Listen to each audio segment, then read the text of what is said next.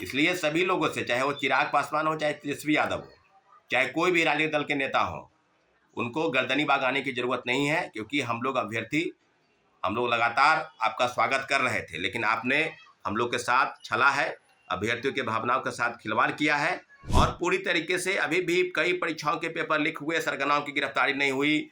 और कई आपने देखा होगा कि इसके पहले बीपीएससी के रंजीत रजक जो डीएसपी बना, सिपाही से डीएसपी बना, उसके खिलाफ में चार्जशीट दाखिल करने में आर्टिकल अपराध इकाई कोर्ट में दाखिल नहीं कर पाई। जिस प्रकार से लाठीचार्ज हो रहा है इस प्रदेश में, जहां लोकतंत्र की बात की जा रही है कि लोकतंत्र है, सुशासन की सरकार है, लगातार मुख्यमंत्री जी प्रगति यात्रा पर विभिन्न जिलों के दौरे कर रहे हैं, तो फिर युवाओं को आप नाराज करके प्रगति नहीं कर सकते हैं।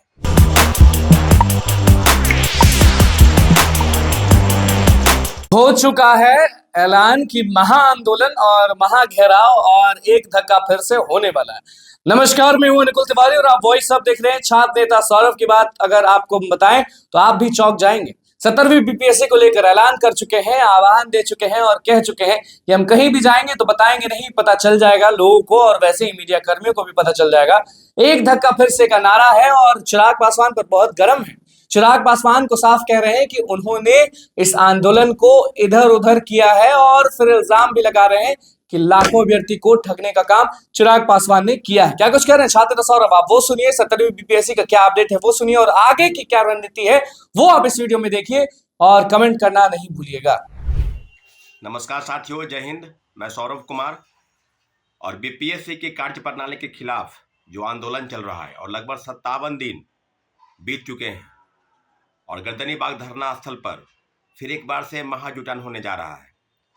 और आंदोलन इसलिए हो रहा है क्योंकि अभी तक बिहार सरकार चुप है और जो कोर्ट में याचिका दायर है माननीय उच्च न्यायालय में, उस पर तारीख मिल रहा है। आपको बताते चले कि जिस प्रकार से प्रोटेस्ट चल रहा है, निश्चित रूप से 18 दिसंबर के बाद कई बार बीपीएससी का घेराव हुआ, सड़क पर मार्च हुआ। आपने देखा होगा कि 25 दिसंबर को हम लोगों ने बीपीएससी का घेराव किया। 29 दिसंबर को गांधी मैदान के पास लगभग 35 से 40 हजार अभ्यर्थी, प्रशांत किशोर जी अभ्यर्थियों के साथ थे और सब चीज़ों के ऊपर आपने देखा। उसके बाद फिर हम लोग एक और प्रोटेस्ट किए, उसके बाद फिर 30 जनवरी को प्रोटेस्ट हुआ। तो फिर आपने देखा होगा कि अभी तक सरकार के तरफ से कोई विशेष डेवलपमेंट नहीं आ रहा है नजर कि आखिर क्यों बीपीएससी की इस कार्य प्रणाली पर, जहां एक परीक्षा 2 पाली में आयोजित कराकर और कह रही है कि नॉर्मलाइजेशन लागू नहीं होगा, सामान्यकरण लागू नहीं होगा, और बीपीएससी के चेयरमैन रवि परवान मनु भाई सहित जो सेक्रेटरी है सत्यप्रकाश शर्मा और जो परीक्षा नियंत्रक सह परीक्षा नियंत्रक राजेश सिंह, तीनों लोग ऐसे हैं जो छात्रों के सवाल पर, मीडिया द्वारा पूछे गए सवाल पर टाल मटोल करते आए हैं।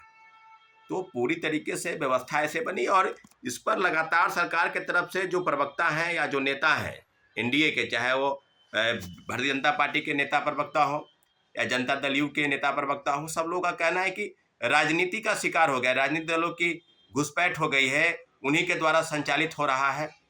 क्योंकि तेजस्वी यादव जी पहले शुरुआती दिन में आए, वीडियो कॉल पर बात किए, गर्दनीबाग आए, उनके कई नेता, राजद के नेता कार्यकर्ता, लेकिन कोई इसमें राजनीति का मंच किसी को छात्रों ने नहीं होने दिया। और आज भी गर्दनीबाग में 50 की संख्या हो, 100 की संख्या हो, 200 की संख्या में हो, लगातार दिन रात अभ्यर्थी डटे हैं कि री एग्जामिनेशन कराना है। और री एग्जामिनेशन को लेकर कोर्ट में लगातार सुनवाई होनी चाहिए थी, परंतु आपने देखा होगा कि 30 तारीख को सुनवाई टली। हलफनामा जो दायर करना था सरकार को, बीपीएससी को, उसमें फिर 4 तारीख को हुआ कि 4 तारीख को सुनवाई होगी, फिर 4 तारीख को नहीं हो पाया तो फिर होगा 10 तारीख को सुनवाई होगी।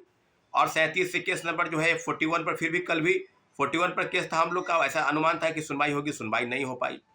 तो आपने देखा होगा कि जिस प्रकार से टाल मटोल चल रहा है लगातार सरकार की तरफ से, व्यवस्था की तरफ से। और जिस डेवलपमेंट की हम लोग बात कर रहे हैं वो है कि एक बहुत बड़ा महाजुटान फिर से सारे अभ्यर्थियों को, सिर्फ बीपीएससी दोबारा परीक्षा कराने को लेकर नहीं है, सारे परीक्षार्थी, चाहे वो रेलवे की तैयारी कर रहे हों, चाहे वो बैंकिंग की तैयारी कर रहे हों, चाहे एसएससी की तैयारी कर रहे हों, और सभी लोगों से लगातार आग्रह किया जा रहा है कि आप एक बार फिर से गर्दनीबाग धरना स्थल आइए।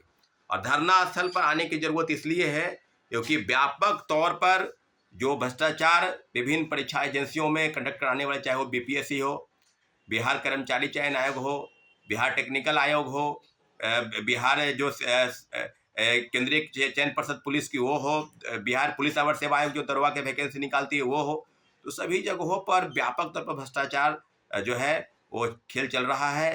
धांधली सेटिंग का जो प्रक्रिया है वो जारी है, क्योंकि जो मास स्टॉक हैं, जो मास लेवल पर जो स्टेक होल्डर हैं वो है छात्र। और बिहार में आपने देखा होगा कि कोई विशेष रोजगार धंधे नहीं है, ना कोई फैक्ट्री विशेष तौर पर लगी है। तो जो पैसे के उगाही है वो कोचिंग इंस्टीट्यूट, कोचिंग माफिया, शिक्षा माफिया, पेपर लीक कराकर इस प्रकार से, क्योंकि चुनाव में बहुत बड़े पैमाने पर पैसे की जरूरत होती है, तो कुल मिलाकर जो पैसे हैं वो यही इन्हीं सब चीज़ों से धन उगाही की जाती है, ताकि व्यापक रूप से उसमें खर्च किया जा सके। और पूरी तरीके से अभी भी कई परीक्षाओं के पेपर लीक हुए, सरगनाओं की गिरफ्तारी नहीं हुई। और कई आपने देखा होगा कि इसके पहले बीपीएससी के रंजीत रजक जो डीएसपी बना, सिपाही से डीएसपी बना, उसके खिलाफ में चार्जशीट दाखिल करने में आर्टिकल अपराध इकाई कोर्ट में दाखिल नहीं कर पाई। तो आप समझ सकते हैं कि कितने लोग हैं। संजीव मुखिया की अभी तक गिरफ्तारी नहीं हुई, किंग की। तो संजीव मुखिया का भी कई मुखिया है, कई परीक्षाओं में धांधली सेटिंग करने वाले लोग हैं यहाँ पर। और जिस प्रकार से लाठीचार्ज हो रहा है इस प्रदेश में, जहाँ लोकतंत्र की बात की जा रही है कि लोकतंत्र है, सुशासन की सरकार है, लगातार मुख्यमंत्री जी प्रगति यात्रा पर विभिन्न जिलों के दौरे कर रहे हैं, तो फिर युवाओं को आप नाराज करके प्रगति नहीं कर सकते हैं। इसलिए आप जान लीजिए कि जो चीज़ें हो रही है, और तेजस्वी यादव से अभी आग्रह किया जा रहा है छात्र अभ्यर्थियों का कि आप आए थे ठीक है, लेकिन अब आपको आने की जरूरत नहीं है गर्दनी बाग, क्योंकि आप अभ्यर्थी समझ गए हैं कि आप क्या करना चाहते हैं। बात करते हैं बिहारी फर्स्ट की बात करने वाले चिराग पासवान। कभी गर्दनी बाग नहीं आए, बस मीडिया में सिर्फ बाइट देते रहे। आपसे अभ्यर्थी मिलने गए थे कि आप बात करें, मुख्यमंत्री जी से बात करें, आप कैबिनेट मंत्री हैं, लेकिन आप स्विट्जरलैंड की यात्रा कर रहे हैं। तो आप समझ लीजिए कि किस प्रकार से व्यवस्था बनी है।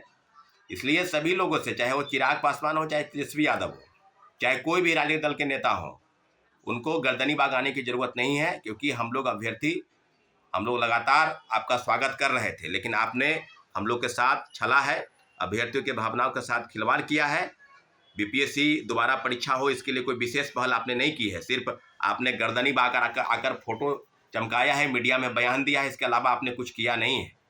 इसलिए सारे अभ्यर्थियों के तरफ से इन नेताओं को गर्दनी बाग धरना स्थल से दूर रखना। अगर आपको इतना ही अभ्यर्थियों का आपको हक है, दिलाना है, तो आप विधायक के साथ आप विधानसभा में इस प्रश्न को उठाएं, आप बीपीएससी का घेराव करें, आप कहीं धरने पर बैठें, गर्दनी बाग में ही कहीं अलग धरने पर आप बैठें। लेकिन आपको ये करना नहीं है, क्योंकि आपको वोट चाहिए, आपको दिखावा चाहिए, आपको वो स्टंट पॉलिटिक्स है वो चाहिए। तो इन सब चीज़ों से अभ्यर्थियों ने सलाह दी रखी है कि आप इन सब चीज़ों से दूर रहें। इसलिए सभी अभ्यर्थी एकजुट हो जाए और बहुत बड़ा आंदोलन जो है, महाआंदोलन, फिर से बीपीएससी रीएग्जामिनेशन की मांग को लेकर, चेयरमैन रवि परवार मनु भाई के इस्तीफे को लेकर पूरी तरीके से छात्र अभ्यर्थी एकजुट हो रहे हैं, और एकजुट होकर इस लड़ाई को लड़ना है सभी भाइयों को, बहनों को। धन्यवाद, जय हिंद।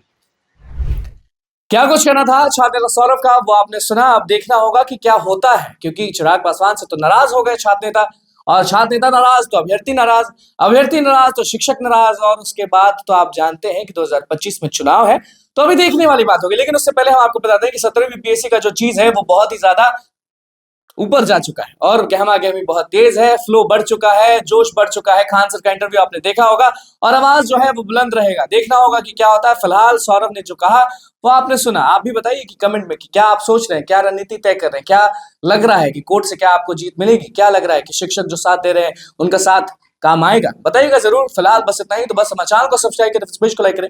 बहुत बहुत धन्यवाद।